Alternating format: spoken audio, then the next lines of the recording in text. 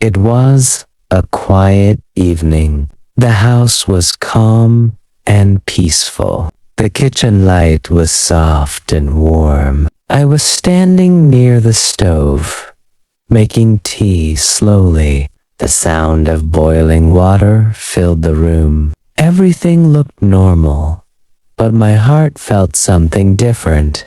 I was not alone. She was there too. She was sitting near the small table. Her hands were resting softly. She was watching me without speaking. Her face looked calm, but her eyes were deep and emotional, like she was thinking about something from the past. I looked at her and smiled a little, but she did not smile back at first. She just kept looking at me in silence. I poured tea into 2 cups and walked to her.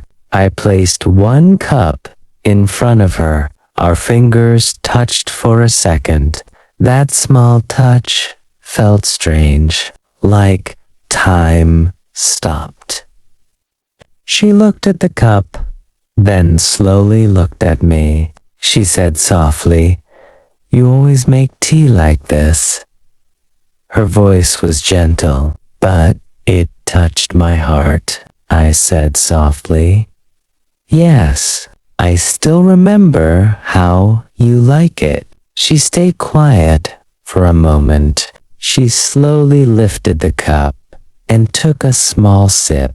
Then she looked around the kitchen. Her eyes moved slowly, like she was searching something inside her memory. She said softly, "This place feels familiar." I nodded slowly and said, "Because many memories live here." The kitchen suddenly felt full of emotions. I remembered everything. The days we cooked together, the nights we laughed while making dinner, the times we argued over small things, the moments we made tea in silence and still felt close. Everything came back in my mind like a soft wave. She stood up slowly and walked near the counter. She touched it lightly with her fingers. Then she moved to the stove. She looked at everything carefully, like she was feeling something she could not explain. She said softly, "I feel like I lived something beautiful here, but I don't remember it fully." My heart became heavy. I took a deep breath and said quietly, "You did live it with me." She stopped moving for a moment. She turned and looked at me. Her eyes became emotional, not confused anymore, but soft, like something inside her was waking up slowly. I walked a little closer and said gently, "This kitchen is not just a kitchen. It is our memories, our small happiness, our simple life." She looked at me and then at the table again. She said slowly, "Why does my heart feel warm here?"